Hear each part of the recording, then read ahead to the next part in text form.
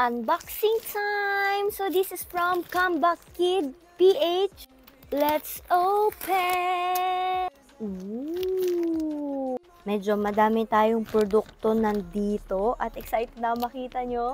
Wow! This is so pretty! Ayan, meron tayong mga cup. Tapos parang siyang faded. So I have purple and like red. And wait, meron ako sa Enhypen. Ayan, Lisung. At saka JJK. Wow!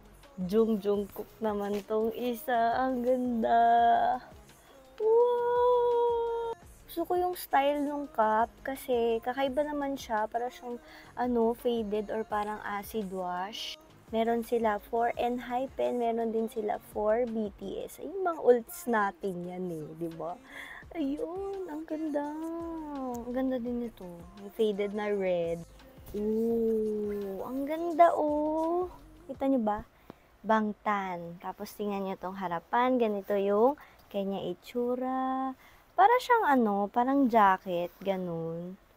Wow, nice. So, gagamit ko to. So, ayan. Nakalagay Bangtan. Tapos, makikita nyo may Archive Studio. The Astronaut, The V, Genius Lab, Hope World, Golden, Taylor of Chaos, Taron. We were only 7 but we have you all now. After 7 winters and spring, we are forever bulletproof. Wow! Tapos yan to, Bangtan. Tapos nakalagay dyan, 7. So, ganito siya. Para siyang meron ditong locking mechanism. Ayan o. Diba? Ang taray. May pusa. Baby. Ayan.